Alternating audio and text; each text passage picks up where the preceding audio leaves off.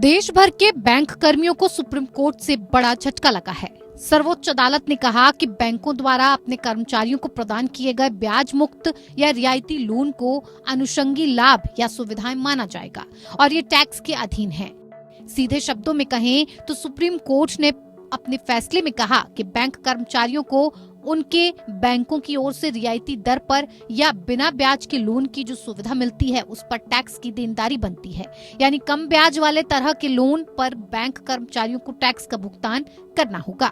इस संबंध में सर्वोच्च अदालत ने इनकम टैक्स के नियमों को बरकरार रखा। सुप्रीम कोर्ट ने कहा कि बैंक कर्मचारियों को बैंकों की ओर से इंटरेस्ट फ्री लोन की सुविधा खास तौर पर दी जाती है, जिसमें उन्हें या तो कम ब्याज पर या बिना ब्याज के लोन मिल जाता है। ये बहुत अच्छी सुविधा है जो सिर्फ बैंक कर्मचारियों को ही मिलती है, लेकिन सुप्रीम कोर्ट ने इसे फ्रिंज बेनिफिट करार दिया और कहा कि इस कारण ऐसे लोन पर कर लगेगा।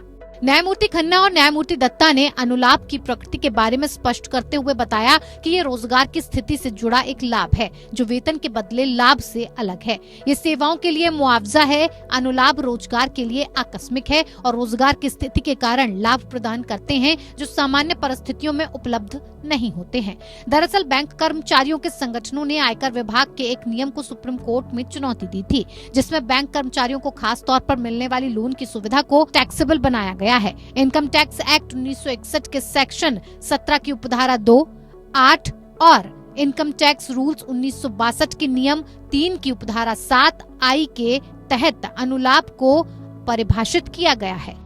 न्यायमूर्ति संजीव खन्ना और दीपांकर दत्ता ने अपने फैसले में कहा कि अनुलाभ कर्मचारी की स्थिति से जुड़ा एक अतिरिक्त लाभ है जो वेतन के बदले लाभ के विपरीत है। बेंच ने कहा ये रोजगार से जुड़ा है और वेतन से अधिक या अतिरिक्त है। कोर्ट ने कहा कि बेंचमार्क के रूप में एसबीआई की ब्याज दर का निर्धारण न तो मनमाना है और न ही शक्ति का असमान प्रयोग है। कोर्ट ने all India bank officers federation और अन्य संस्थाओं द्वारा दायर याचिकाओं को खारिज कर दिया।